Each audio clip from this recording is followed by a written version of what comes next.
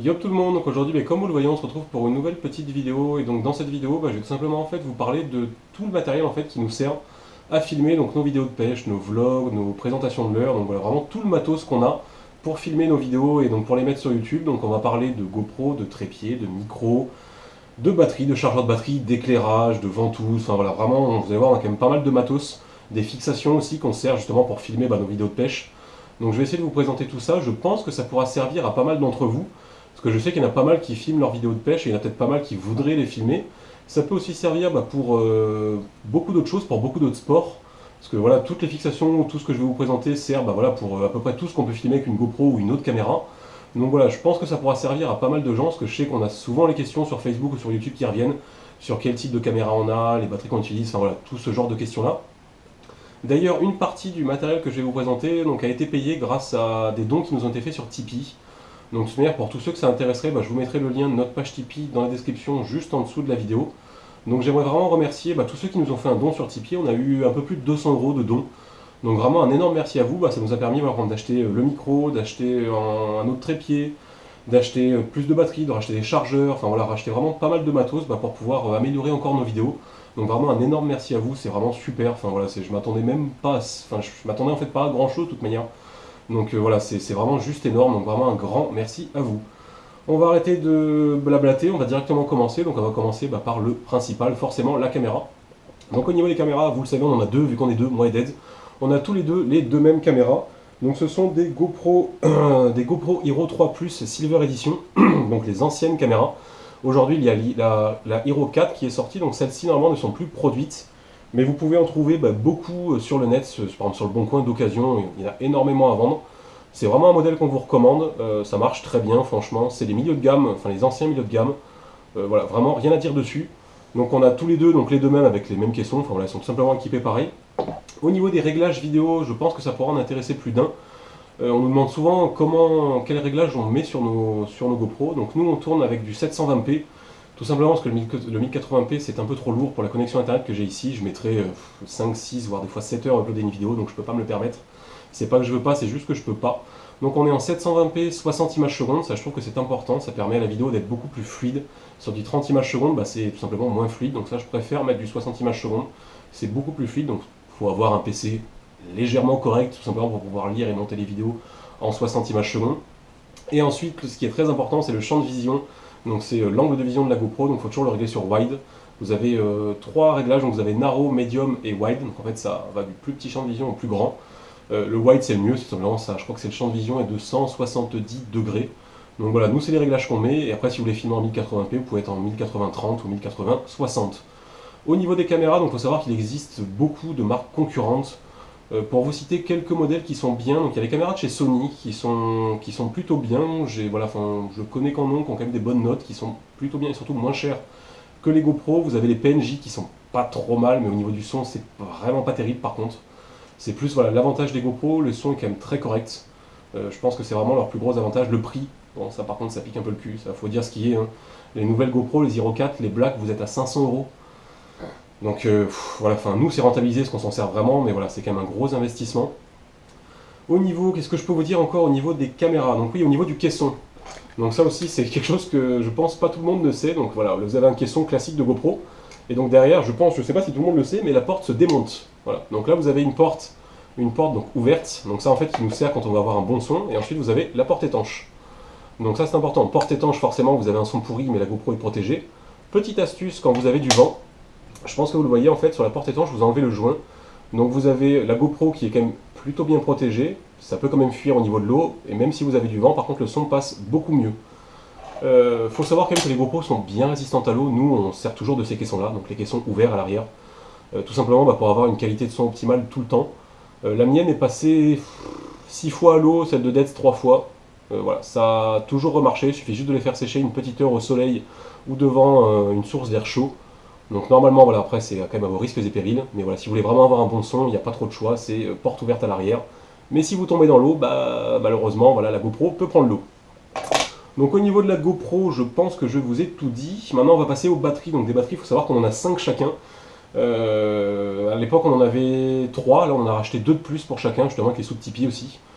Tout simplement pour essayer d'avoir toutes les touches en direct. Il faut savoir que sur une Hero 3 Plus, l'autonomie en moyenne c'est 1h, 1h30 en filmant, donc c'est pas terrible. C'est le plus gros défaut des GoPro. Certaines caméras concurrentes vont jusqu'à 2h30, grand maximum. Donc au niveau des batteries, celle que je vous recommande le plus c'est celle-ci, donc c'est la marque Torco. Donc les batteries, vous les trouvez par exemple sur la caméra embarquée. Deux batteries, c'est 19,90, donc moitié prix que les batteries officielles GoPro. Donc c'est exactement les mêmes batteries, c'est des batteries au lithium avec le même ampérage, enfin exactement les mêmes. Donc de toute manière, si ça vous intéresse aussi pour le matos, je vous mettrai tous les liens du matériel qu'on a dans la description juste en dessous de la vidéo. Donc voilà, les batteries on en a 5, le minimum je pense que c'est 3. Voilà, 3 c'est vraiment le mini, si vous n'avez pas 3, vous ne pourrez jamais filmer toutes vos sessions de pêche. Parce que par exemple quand on fait des sessions en flotte tube, des fois on fait des sessions de 6-7 heures. Si vous voulez tout filmer, vous calculez 1 heure, 1h30 par batterie, forcément, voilà, il faut au moins 4 ou 5 batteries. Donc ensuite, avec les batteries, forcément, il y a les chargeurs. Donc là, je vais vous en présenter deux modèles. Donc au début, on avait acheté le chargeur officiel de chez GoPro, donc c'est celui-ci, qui vaut, ils sont pas chiés, ça vaut 30 euros, donc c'est un chargeur double. Alors certes, la finition est très bien, mais bon, c'est un chargeur. Et donc là, avec les sous de Tipeee, on est passé sur un peu plus low cost, mais voilà, c'est un chargeur qui fait tout à fait le taf.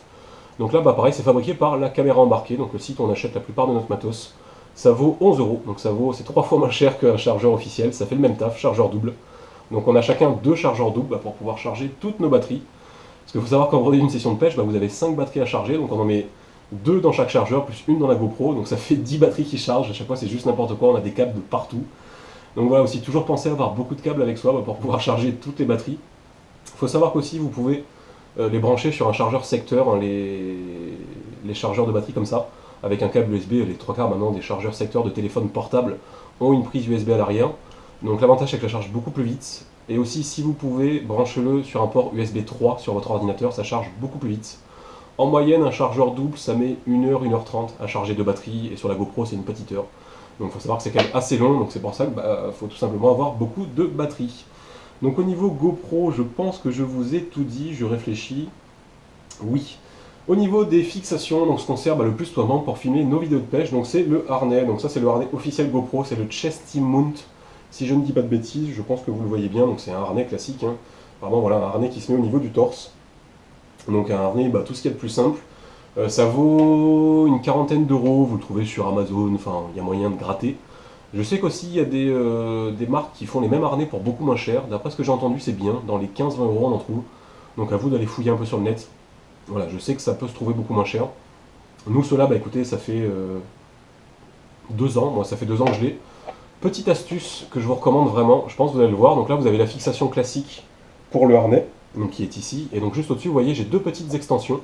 Donc en fait, ça permet de rehausser un petit peu la GoPro et d'avoir en fait un mix entre une fixation harnais et une fixation tête. La fixation tête, perso, je suis vraiment pas fan du tout. Pourquoi Parce que vous bougez tout le temps votre tête. Du coup, moi je trouve que ça file un petit peu la gerbe quand on regarde, à part certains youtubeurs qui gèrent. Par exemple, je pense à Aquabidule qui contrôle bien ses mouvements de tête, mais la plupart de ceux que je vois avec une fixation tête, je trouve vraiment que ça file la gerbe. Parce que c'est vraiment le mec, voilà, vous bougez votre tête, quoi. Donc le mieux, personnellement, je trouve que c'est le harnais. On va rajouter, voilà, c'est vraiment deux toutes petites fixations en fait que vous avez souvent qui sont livrées avec la GoPro, si je dis pas de bêtises. C'est 2 toutes petites extensions et ça vous permet de rehausser la GoPro de même pas 10 cm et du coup vous avez vraiment une meilleure image. Ça vous évite de filmer trop votre cam, donc du coup, voilà.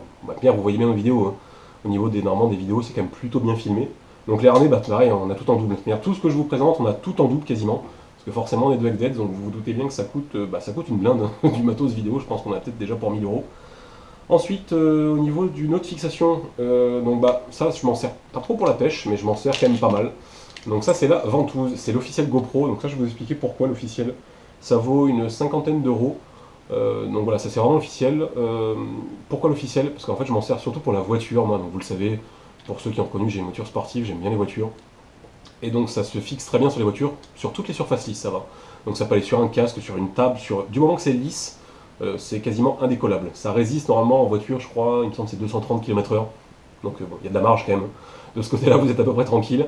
Donc ça peut se fixer un peu partout. Je m'en sers aussi des fois pour faire nos vidéos quand on veut avoir les 2 GoPro. Ça peut servir, ça peut se fixer partout sur les casques. Voilà, enfin c'est plutôt utile, je pense, la ventouse. Donc voilà, ça vaut une 50aine d'euros. Il y a d'autres marques qui font des ventouses aussi, mais je vous avoue que j'ai pas trop confiance parce que voilà, par exemple sur la voiture, si elle se barre à 130, 140, 150, voire plus, ça me ferait chier pour la GoPro, même si elle résiste. Voilà, ça me ferait un peu chier de perdre la GoPro sans m'en rendre compte. Donc voilà, la ventouse officielle GoPro. Ensuite, on va passer au micro. Donc ça, le micro, on l'a rentré très récemment. Donc là, pour l'instant, je m'en sers pas. Je vais vous expliquer pourquoi. Bah parce qu'en fait, là, pour l'instant, je n'ai que des caissons étanches sur les GoPro. Donc du coup, je peux pas accéder aux ports qui sont sur le côté de la GoPro. Donc j'ai un ancien caisson. Bah, il va falloir que je perce tout simplement. Il va falloir que je perce le côté en fait du caisson. Donc ça, il va falloir que je voie avec mon père. Je pense qu'il me fera ça.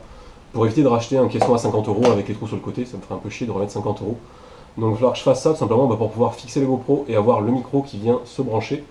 Donc c'est un micro d'une marque très connue pour ceux qui connaissent un peu tout le matériel son.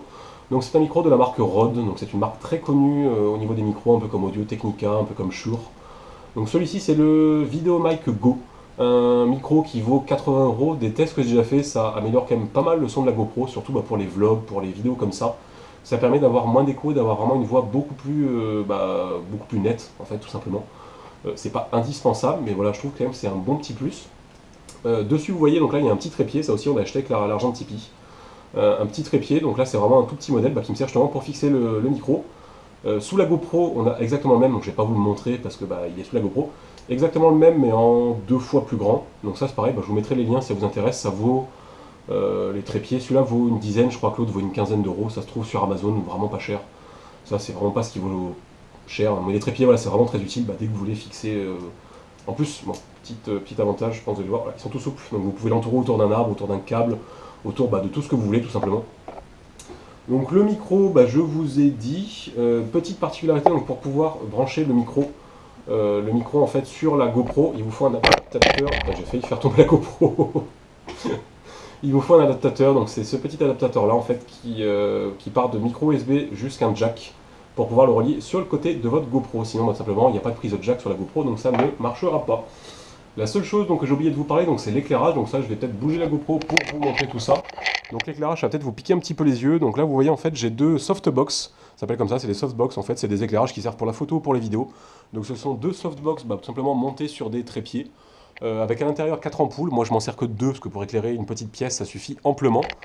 Donc ça vaut, celle-là, je les ai payés 80 € les 2. Donc ça se trouve sur Amazon. Pour ceux que ça intéresse aussi, je pourrais vous mettre le lien dans la description juste en dessous de la vidéo. Donc ça sert pour les vidéos, pour les photos aussi. Je pense que vous avez vu toutes les photos qu'on fait. En fait, je me sers tout simplement des softbox pour avoir un éclairage réel, enfin un éclairage normal, un éclairage ambiant. Donc c'est des ampoules à lumière blanche, donc en fait qui simulent la lumière du jour. Donc c'est pas indispensable, mais je pense, vous voyez, ça apporte quand même une très grosse qualité supplémentaire aux vidéos. Voilà, c'est vraiment beaucoup plus lumineux. Donc là-dessus, je pense vraiment vous avoir tout dit. Comme d'habitude, si la vidéo vous a plu, le petit like. Si vous avez des questions, dans l'espace commentaire, si vous avez des questions sur le matos, n'hésitez pas à me poser la question. Et puis on se retrouve prochainement pour d'autres petites vidéos. C'est tout le monde.